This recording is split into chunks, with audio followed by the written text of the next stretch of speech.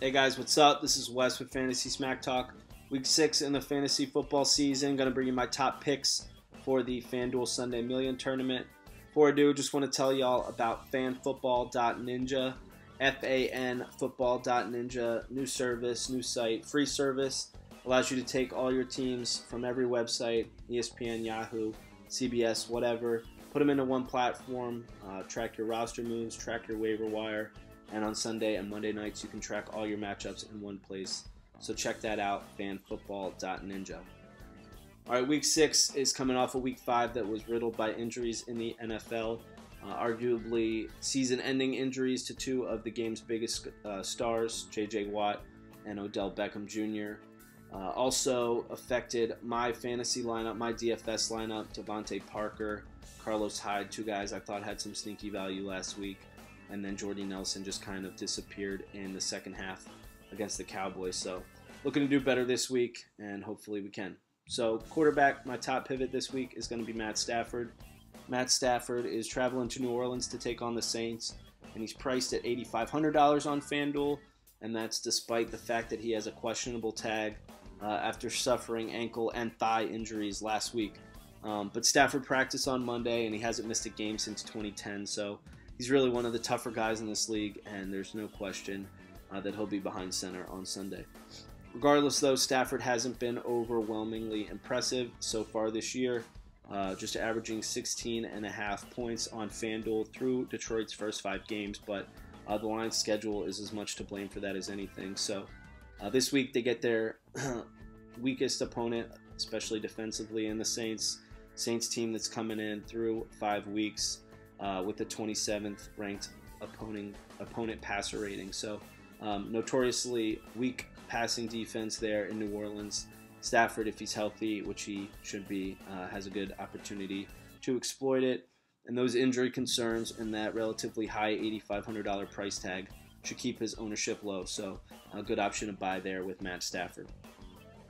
Running back, going to go with Lamar Miller.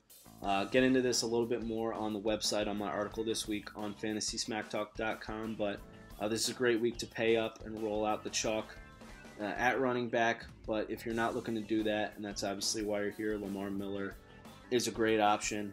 Lamar Miller's only $6,800 on FanDuel as Houston hosts the Browns. Lamar Miller probably won't be 6 or 7% owned. That's probably generous. But lately he's been pretty hot, averaging 4.5 yards a carry. Over the last 2 games, really kind of re-emerged as a above-average back in this league since Bill O'Brien called him out publicly after Week 3. Probably has more to do with Deshaun Watson's emergence in that Houston offense than anything. But regardless, Lamar Miller's playing well. Devontae Foreman behind him. Miller's trying to stay ahead, so in a week that the Browns look a lot better on paper than they are, having not faced an elite running back since Week 1 when they got Le'Veon Bell coming off that long offseason holdout. Pretty much everything aligns for Miller this week. If you decide to roll with the chalk at running back at $6,800, he's your guy. Wide receiver is going to be Brandon Cooks. Cooks, obviously, a lot of people expected him to be New England's top receiver coming into this season after coming over from the Saints. Chris Hogan has assumed that role, but there's a lot of opportunity there in New England, especially with the way they spread the ball from week to week. So coming in at $7,900, going against the Jets where there should be a lot of targets, and Brady should have more than enough opportunity to score and spread the ball around. Brandon Cooks is the guy. So relatively low catch total so far this year, only 18 catches, but somehow he's 5th in the NFL in receiving yards.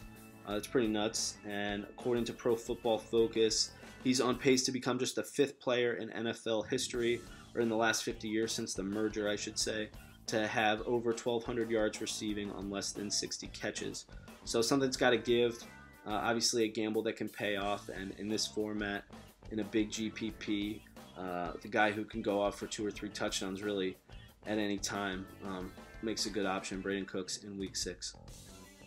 Finally, tight end, Hunter Henry. Hunter Henry is only $5,400 on FanDuel against Oakland. Pick's probably a little bit chalkier than I want to admit, but this is the ugliest week of tight end that I can remember in a long time. Travis Kelce and Jordan Reed are banged up. Reed's probably going to play. Kelce probably not. And you also have Zach Ertz and Jimmy Graham not playing Sunday. Their team's not playing. So aside from Gronk, there's some pretty slim, terrible options at tight end. Hunter Henry again at 5,400. Drew 8 targets last week. It was San Diego's only win of the season. I don't think it's a coincidence that was the game that they featured Henry the most, and they were the most successful offensively so far. So it took them 5 weeks until their playoff hopes were basically dashed before the Chargers could get Henry involved in the passing game. So they deserve to be 1-4. Either way, Oakland has allowed touchdowns to tight end in 2 of its last 3 games, and Henry has scored in his past 2. So coming off only 42 yards on those 8 targets last week, but if you can find the end zone with that crop at tight end, you really have a valuable guy there in Hunter Henry. So check that out. Again, check out fanfootball.ninja. Check out fantasysmacktalk.com, my article and other great coverage for football and basketball seasons. And then sign up for FanDuel.